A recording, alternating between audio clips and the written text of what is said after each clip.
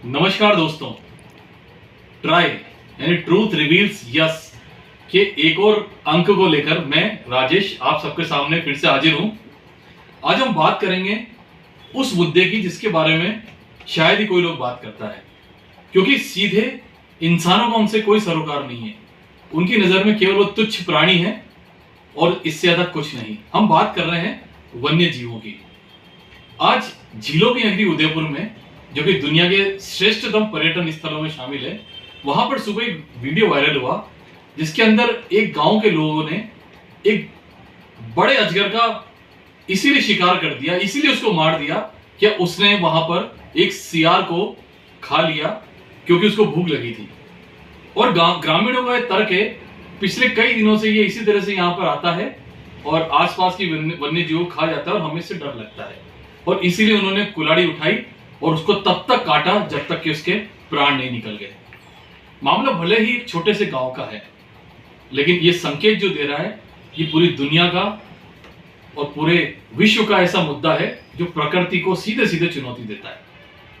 हमारे देश की हम बात करें तो वन्य जीवों की क्या स्थिति है, इसका एक बड़ा मामला हमारे जो टाइगर रिजर्व हैं, जो हमारे देश में 3 टाइगर रिजर्व हैं, वो रणथंभौर, मुकुंदरा और सरिस्का, जो राजस्थान के 3 टाइगर रिजर्व है, उनकी स्थिति को भी देख सकते हैं कि जहां पर टाइगरों को संरक्षित करने के लिए जो जंगल बनाया है वहां पर उनको बाड़े में कैद कर रखा है। यानी ऐसे टाइगर को बिल्कुल आजादी नहीं है वहां पर स्वच्छंद तरीके से घूमने की। ऐसे ही पूरे देश में लगातार वन्य जीवों के शिकार के मामले कभी नहीं थम रहे, उल्टे बढ़ते जा रहे हैं।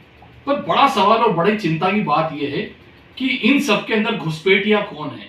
क्या ये जानवर या हम इंसान? जंगलों को सीमित करने का, जंगलों को काटने का और जंगलों को तबाह करने का काम किसने किया? क्या इन वन्य जीवों ने? बरसों से हम बचपन से कहानियां सुनते आ रहे हैं कि फला इलाका जो है वो शेरों का है, फला इलाका जो है वो सांपों का है, फला इलाके में पैंथर का राज है। क्यों? क्योंकि वहां पर सघन जंगल होते थे और वहां का राजा पैंथर, टाइगर, शेर, अजगर और हाथी, इस तरीके के वन्य जीव होते थे। और कई इलाके ऐसे भी देश में जहां पर हिरणों का साम्राज्य है, और ऐसे हिरण किस तरह से मारे जाते हैं ये अभिनेता सलमान खान से बेहतर कौन बता सकता है। क्योंकि हमारे लिए वन्य जीव केवल और केवल शौक और मनोरंजन का जरिया है कि हम बड़ी आसानी से इनको शिकार बना लेते हैं। कोई गोली मार देता है, कोई कुल्हाड़ी से इस तरह से काट देता है। और सबसे दुर्भाग्य की बात है कि राजस्थान में जब ये क्रूरता का कार्य किया गया तो यहाँ पर वन्य जीव सप्ताह मनाया जा रहा है। 1 अक्टूबर से लेकर 7 अक्टूबर तक राजस्थान का वन्य जीव और वन विभाग पशुओं के, वन्य जीवों के संरक्षण के लिए ये पखवाड़ा और सप्ताह मनाता है। उसी दौरान अगर इस तरह की क्रूर घटनाएं होती है तो साफ साफ तौर पर लगता है कि सरकार का ये जिम्मेदार विभाग कितना संवेदनशील है।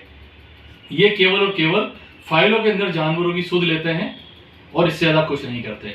ग्राउंड पर हकीकत कितनी कड़वी है ये आए दिन सामने आता है कि किसी जंगल के अंदर कभी 100 पैंथर अगर विचरण करते थे तो वहां 2 भी नजर नहीं आते, और जो बचे कुचे हैं वो जंगल सफारी में तबाह करती है।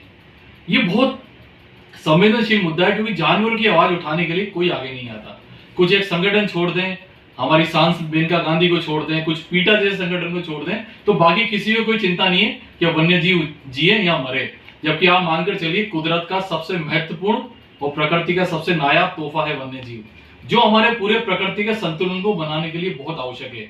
यदि नहीं होंगे तो क्या स्थिति हमारे जंगलों की हो जाएगी, ये किसी से छिपा नहीं है। दूसरा, जंगल बचे कहाँ हैं?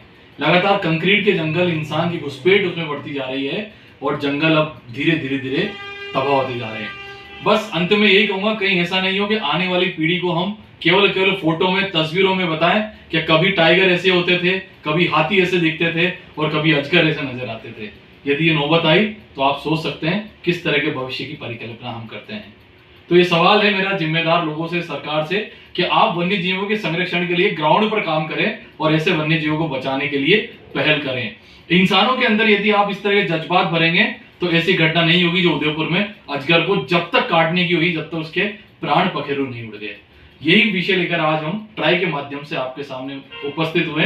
उम्मीद है आप इस विषय पर चिंतन करेंगे और ज्यादा से ज्यादा मेरी बात को लोगों तक पहुंचाने का काम करेंगे।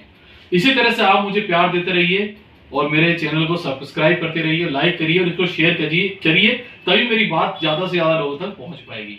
बहुत बहुत धन्यवाद। नमस्कार। जय हिंद।